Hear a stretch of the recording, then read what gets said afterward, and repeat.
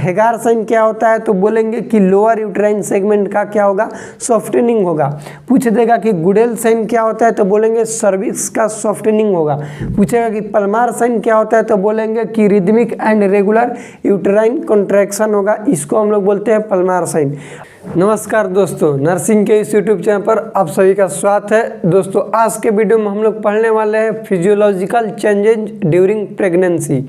ये एक important topic है, इससे रिलेटेड एग्जाम में ऑब्जेक्टिव आता है इस टॉपिक से रिलेटेड।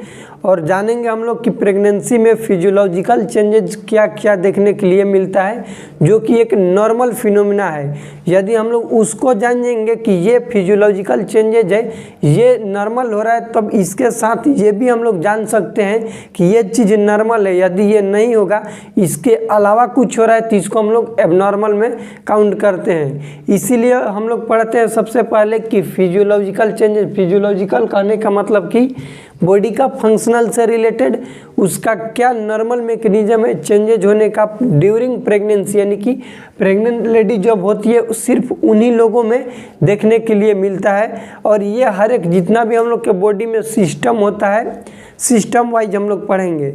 सबसे पहले हम लोग जानेंगे कार्डियोवास्कुलर सिस्टम के बारे में। एक नंबर दीजिएगा कार्डियोवास्कुलर सिस्टम।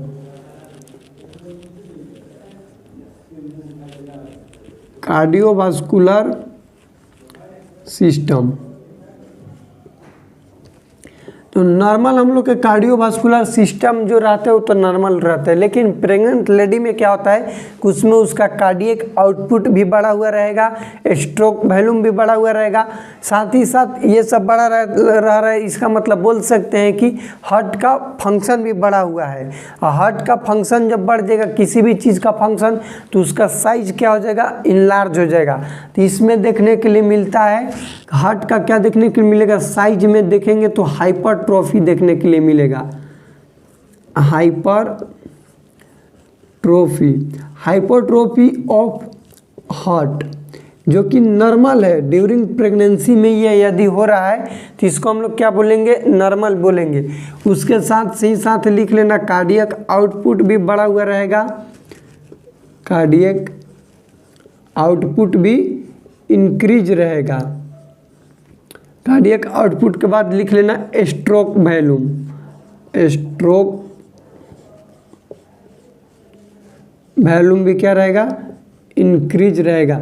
ये हाइपरट्रोफी ऑफ हार्ट क्यों हो रहा है, क्योंकि इसका फंक्शन बढ़ जा रहा है। हार्ट का फंक्शन बढ़ने की वजह से हो रहा है, फंक्शन बढ़ रहा है, मतलब इसका वर्क लोड जो है वो बढ़ जा रहा है। इसके वजह से कार्डियोवास्कुलर सिस्टम पर यदि बात करें फिजियोलॉजिकल चेंजेज ड्यूरिंग प्रेगनेंसी में, तो सबसे पहले बात है कि हाइपरट्रोफी ऑफ हार्ट, हार्ट का साइज इनलार्ज हो जाएगा। हाइपरट्रोफी का मतलब होता है किसी भी सेल का साइज बढ़ जाना, उसको बोलते हैं हाइपरट्रोफी हो जाना। क्यों होता है, उसका फंक्शन बढ़ रहा है। अब बोलेंगे कि प्रेगनेंसी में हार्ट का फंक्शन क्यों बढ़ता है, तो क्योंकि प्रेग्नेंट लेडी के अंदर फिटस डेवलप हो रहा है, फिटस के अंदर भी ब्लड सप्लाई हो रहा है, सारा चीज हो रहा है, न्यूट्रिएंट सप्लाई हो रहा है, इसके वजह से ही हो जाता है। उसके साथ साथ कार्डियक वॉल्यूम बढ़ रहा है, कार्डियक आउटपुट और स्ट्रोक वॉल्यूम बढ़ रहा है। उसके बाद हम 2 नंबर बात करेंगे हीमेटोलॉजिकल फंक्शन पर, हीमेटोलॉजिकल सिस्टम पर, यानी कि बोले तो ब्लड वाले सिस्टम पर।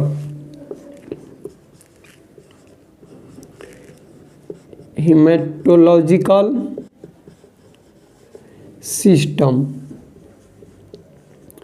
हेमेटोलॉजिकल सिस्टम पर क्या होगा, सबसे पहले याद रखना कि ब्लड प्लाज्मा वॉल्यूम इंक्रीज रहेगा, ब्लड प्लाज्मा वॉल्यूम। इसका मतलब यह है कि ब्लड में जो भी प्लाज्मा का वॉल्यूम है वो क्या रहेगा, इंक्रीज रहेगा। प्लाज्मा कितना होता है, नॉर्मल 55% होता है ना, तो इसमें 55 से बढ़ के कितना हो जाएगा भैया, 60 हो जाएगा, 65 हो जाएगा, यानी कि 55 से ज़्यादा बढ़ा हुआ रहेगा ब्लड प्लाज्मा वॉल्यूम। उसके साथ साथ क्या बढ़ा हुआ मिलेगा आप लोग को, RBC यानी कि रेड ब्लड सेल भी क्या रहेगा, इंक्रीज मिलेगा। हीमोग्लोबिन, HB का मतलब हीमोग्लोबिन क्या रहेगा, इंक्रीज रहेगा। और कम क्या चीज़ रहता है, तू रहता है हीमेटोक्रिट, हीमेटोक्रिट क्रीट कितना कम रहता है, तो 6% कम रहता है। इसको याद रखिएगा क्योंकि ये क्वेश्चन आता है एग्जाम में कि हीमेटोक्रिट प्रेगनेंसी में कितना कम रहता है, तो 6% कम रहता है। अब ये हीमेटोक्रिट क्या होता है इसको समझिएगा आप लोग। हीमेटोक्रिट हम उसे कहेंगे जो कि परसेंटेज बताएगा ब्लड प्रोडक्ट को ब्लड में, जैसे ब्लड प्रोडक्ट बोले आरबीसी, डब्ल्यूबीसी, प्लेटलेट्स, ये तीनों मिला के होते हैं कितना, 45%। इसके टोटल कंपोजिशन को बताएगा कौन, परसेंटेज बताएगा हीमेटोक्रिट, ये क्या रहेगा, कम रहेगा 6%। इसको आप लोग याद रखिएगा किसमें, हीमेटोलॉजिकल सिस्टम में। इसके साथ साथ आप लोग सुने होंगे कि प्रेगनेंसी में जो भी प्रेग्नेंट लेडी रहती है उसका एंकल एडिमा होता है, यानी कि पाँव फूल जाते हैं, ये सुने होंगे। पाँव में स्वेलिंग हो जाता है, हाथ मुंह में भी स्वेलिंग हो जाता है, तो उसको हम लोग जानेंगे कि वो आखिर क्यों होता है, उसको भी हम लोग जानेंगे हीमेटोलॉजिकल सिस्टम में ही। देखो क्या होता है कि यहाँ पर होता है एक फीमोरल आर्टरी, फीमोरल आर्टरी लिखना, फीमोरल आर्टरी, इसका नॉर्मल प्रेशर होता है 8 से 10 mm ऑफ Hg। कितना होता है, 8 से 10 mm ऑफ Hg क्या है, नॉर्मल प्रेशर है, लिख लेना नॉर्मल प्रेशर। ये फीमोरल आर्टरी का नॉर्मल प्रेशर है 8 से 10 mm ऑफ Hg। देखो प्रेग्नेंट लेडी में क्या होगा कि यदि वो सुपाइन पोजीशन में लेटी हुई है तो ये प्रेशर बढ़ के 20 हो जाएगा, कितना होगा 20। यदि वो स्टैंडिंग हो जाए तो ये प्रेशर बढ़ के कितना हो जाएगा, 100 mm ऑफ Hg होगा, उसको भी लिख लेना। यदि प्रेग्नेंट लेडी सुपाइन पोजीशन में है, सुपाइन पोजीशन तो पता होगा आप लोग को, सुपाइन पोजीशन, इसमें बढ़ के हो जाता है 20 mm ऑफ Hg। यदि वहीं स्टैंडिंग पोजीशन यानी कि खड़ी हुई है बहुत लॉन्ग टाइम तक, स्टैंडिंग पोजीशन, तो ये हो जाता है 100 mm ऑफ Hg। और फीमोरल आर्टरी का प्रेशर बढ़ने की वजह से, ध्यान से समझो, फीमोरल आर्टरी का प्रेशर बढ़ने की वजह से उसमें क्या होगा भैया, फ्लूइड का बाहर आएगा, हाइड्रोस्टैटिक प्रेशर इंक्रीज होगा। यहाँ पर लिख लेना कि एंकल एडिमा कैसे होता है, एंकल एडिमा होने का मैकेनिज्म क्या है प्रेग्नेंट लेडी में, तो इसको पहले लिखना कि फीमोरल आर्टरी का प्रेशर बढ़ेगा। इस आर्टरी का प्रेशर बढ़ने की वजह से लिख लेना increase artery pressure. Artery pressure किसका आर्टरी प्रेशर है भैया, फीमोरल आर्टरी का। फीमोरल आर्टरी के प्रेशर इंक्रीज होने की वजह से क्या होगा, नेक्स्ट स्टेप में इंक्रीज हो जाएगा हाइड्रोस्टैटिक प्रेशर। हाइड्रोस्टैटिक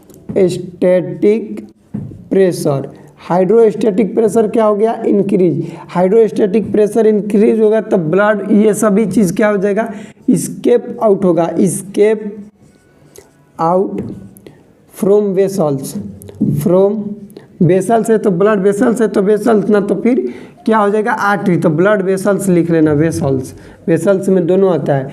इसकी वजह से क्या होगा, एंकल एडिमा, एंकल एडिमा। देखो एक चीज़ यहाँ पर समझना है, हाइड्रोस्टैटिक प्रेशर क्या होता है, हाइड्रोस्टैटिक प्रेशर और ओन्कोटिक प्रेशर। हाइड्रोस्टैटिक प्रेशर हम उसे कहेंगे जो कि ब्लड वेसल्स के अंदर और बाहर के दोनों के, यानी कि देखो यहाँ से समझो, मान लो कि ये ब्लड वेसल्स हो गया, इसके अंदर फ्लूइड है। अब ब्लड वेसल्स के अंदर तो फ्लूइड रहता है, उसके साथ साथ ब्लड वेसल्स के बाहर भी फ्लूइड होता है जिसको हम लोग बोलते हैं एक्स्ट्रा सेलुलर फ्लूइड। तो ब्लड वेसल्स के बाहर भी फ्लूइड है, तो ये फ्लूइड अंदर ना जाए, अब बाहर वाला अंदर वाला बाहर ना है, बाहर वाला अंदर ना जाए, ध्यान से समझो। हाइड्रोस्टैटिक प्रेशर क्या करता है कि बाहर वाले फ्लूइड को अंदर ना जाने देता है और अंदर वाले को बाहर ना नहीं देता है, यानी कि दोनों के बीच में बैलेंस बना के रखता है, मेंटेन करके रखता है। इसको बोलते हैं हाइड्रोस्टैटिक प्रेशर। इसमें दोनों बात शामिल है, अंदर वाला बाहर ना जाए, बाहर वाला अंदर ना आए। जबकि हम बात करें ओन्कोटिक प्रेशर को, आगे आएगा ओन्कोटिक प्रेशर, तो उसको भी समझ लो। यदि ओन्कोटिक प्रेशर की बात करें तो वो सिर्फ क्या करता है कि अंदर वाले फ्लूइड को बाहर जाने ना जाने से मेंटेन करता है, मतलब कि अंदर वाला फ्लूइड को कहेगा कि तुम बाहर मत जाओ। यदि ओन्कोटिक प्रेशर नॉर्मल से कम हो जाएगा, ओन्कोटिक प्रेशर डाउन हो जाएगा, तो ये फ्लूइड क्या हो जाएगा, बाहर आएगा। ये होता है बेसिक डिफरेंट, भी इसको कह सकते हैं कि हाइड्रोस्टैटिक प्रेशर और ओन्कोटिक प्रेशर में डिफरेंट। इस मैकेनिज्म को आप लोग समझ गए होंगे। अब हम लोग जानेंगे मेन पॉइंट जो कि ड्यूरिंग फिजियोलॉजिकल चेंजेज होता है प्रेगनेंसी में, जो कि होता है रिप्रोडक्टिव सिस्टम पर। और रिप्रोडक्टिव सिस्टम से रिलेटेड बहुत एग्जाम में क्वेश्चन आता है। बहुत सारे साइन हम लोग को देखने के लिए मिलता है, पाल्मर साइन देखने के लिए मिलता है, गुडेल साइन देखने के लिए मिलता है, हेगार साइन, चैंडविक साइन, ये सभी चीज़ आप लोग को बताएंगे। तो इसका आप लोग एक स्क्रीनशॉट लीजिएगा ताकि आप लोग को हम रिप्रोडक्टिव चेंजेस बताएं।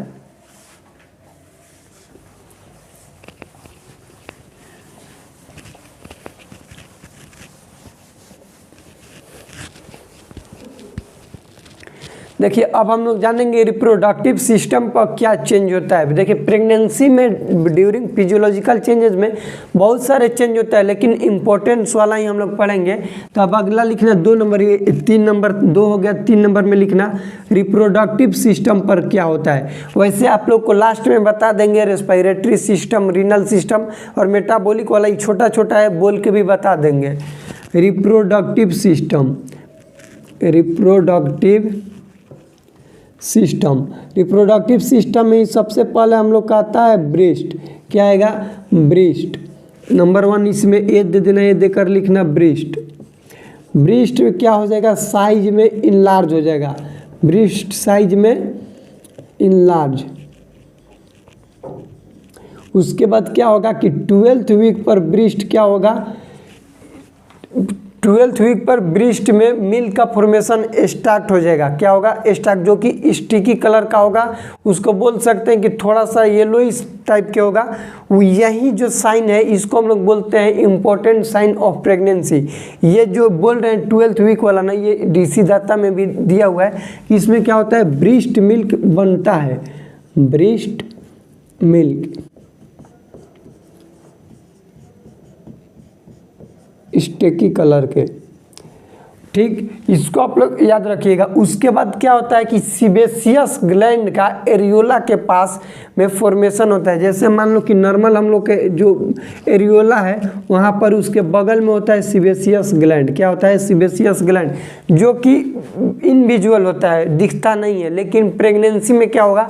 ये सीबेसियस ग्लैंड विजिबल हो जाते हैं। और ये जो विजिबल होता है इसी को हम लोग बोलते हैं मोंचोडरी ट्यूबरकल। इसको आप लोग लिख लीजिएगा स्पेशल साइन में देके।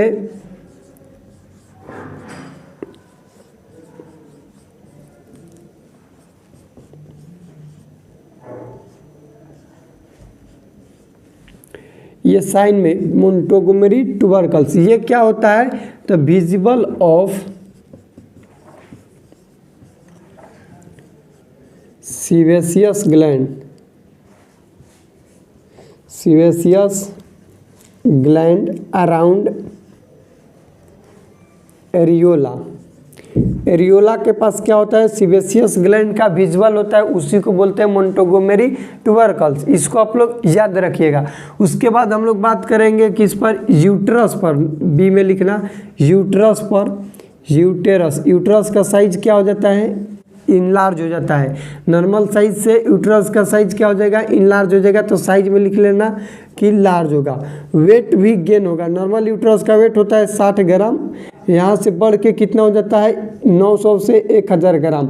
और ये भी क्वेश्चन एग्जाम में आता है कि यूट्रस का साइज प्रेगनेंसी में कितना बढ़ता है या फिर कितना होता है।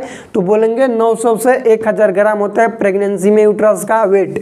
इसको भी आप लोग याद रखिएगा। और एक और क्वेश्चन आता है कि टोटल ओवरऑल प्रेगनेंसी में प्रेग्नेंट मदर का कितना वेट गेन होता है? तो होता है 11 से 12 केजी। कितना होगा? 11 से 12 केजी। ठीक, इसको भी आप लोग याद रखिएगा कि टोटल प्रेगनेंसी में मदर का वेट गेन कितना होता है? तो होता है 11 से 12 केजी। याद रखिएगा। ये हो गया यूट्रस का कि क्या हो गया? उसका वेट गेन हो गया। आप लोग इसको याद रखिएगा।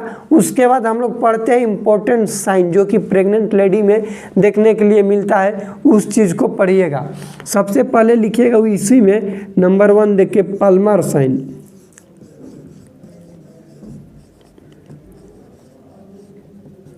पाल्मर साइन क्या होता है कि रिदमिक और रेगुलर यूट्रस का कॉन्ट्रैक्शन होगा।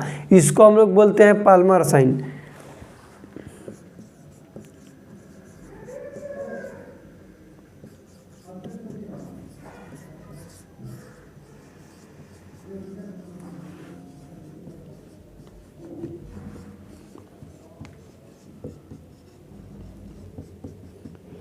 और ये क्वेश्चन सिर्फ ऑप्शन में ही आता है कि पाल्मर साइन क्या होता है, तो बोलेंगे कि rhythmic and regular uterine contraction, जिसको हम लोग क्या बोलते हैं, पाल्मर साइन बोलते हैं। इसको आप लोग याद रखेंगे। कॉन्ट्रैक्शन का मतलब सिकुड़ना होता है। सेकेंड होता है हम लोग का गुडल साइंस, गुडेल्स साइन। इसमें क्या होता है कि सर्विक्स का सॉफ्टिंग होता है। सर्विक्स के क्या होगा, सॉफ्टिंग होगा। 6 वीक पर ये साइन होता है। इसका वीक भी एग्जाम में पूछता है, तो इसको भी आप लोग याद रखिएगा। ऐसा नॉर्मल पूछता है कि प्रेग्नेंट लेडी में सर्विक्स का सॉफ्टनिंग हो रहा है तो कौन से साइन बोलेंगे, बोलेंगे गुडेल साइन। या फिर पूछ देगा कि गुडेल साइन क्या है, तो बोलेंगे सर्विक्स का सॉफ्टनिंग होना कब होता है, 6 वीक पर होता है। इसको आप लोग याद रखिएगा, गुडेल साइन को। थर्ड लिखना हेगार साइन।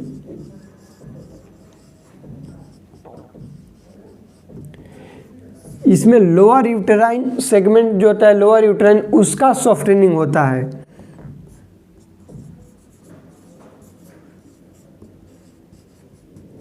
लोअर यूटेराइन सेगमेंट का क्या होगा, सॉफ्टनिंग, उसको बोलते हैं हम लोग हेगार साइन। अब एक होता है चैंडविक साइन, जो कि ब्लू या फिर पर्पल कलर हो जाता है वेजाइना का, उसको हम लोग बोलते हैं चैंडविक साइन। 4 नंबर में लिख लेना,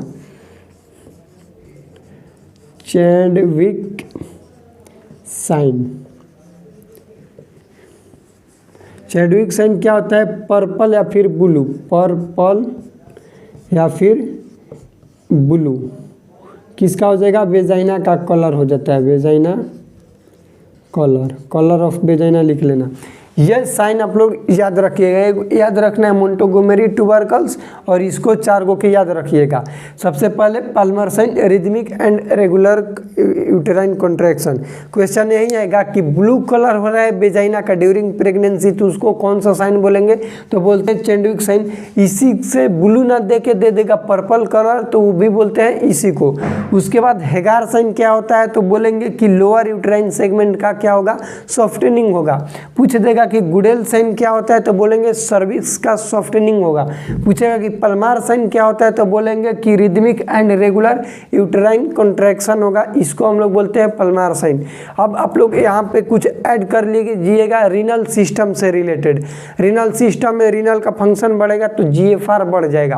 क्या बढ़ेगा, जीएफआर रेट बढ़ जाएगा। नॉर्मल जीएफआर होता है 125 ml पर मिनट। नॉर्मल जीएफआर कितना होता है, 125 ml पर मिनट। इससे ज़्यादा बढ़ जाएगा GFR, GFR glomerular filtration rate, इससे बढ़ जाएगा, किडनी पर फंक्शन होगा। मेटाबॉलिक पर क्या होगा कि मेटाबॉलिज्म में 2 आता है, एनाबॉलिज्म, कैटाबॉलिज्म। तो एनाबॉलिज्म में बढ़ जाएगा। एनाबॉलिज्म मतलब कि जो जुटाता है चीज़ों को, वो बढ़ जाएगा। कैटाबॉलिज्म मतलब काटना है, बंटवाना, तो बटेगा नहीं इसको।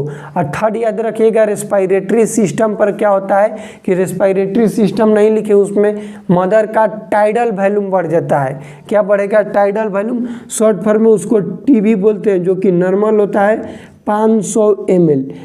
टीबी मतलब टाइडल वॉल्यूम। ये क्वेश्चन भी एग्जाम में आता है कि नॉर्मल टाइडल वॉल्यूम कितना होता है, तो बोलेंगे 500 ml। प्रेग्नेंट लेडी में ये बढ़ के हो जाता है 650 ml।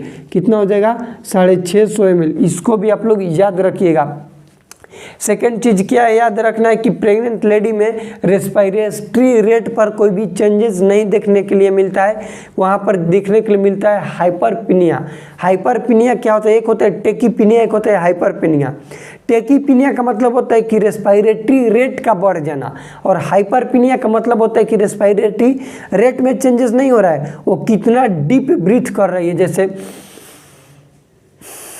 पूरा डीप ब्रीथिंग ले रही है, तो डीप ब्रीथिंग लेने से क्या होगा कि CO2 निकल जाएगा, वॉश आउट हो जाएगा, और ऑक्सीजन रह जाएगा। और बॉडी में ऑक्सीजन रहना क्या हम लोग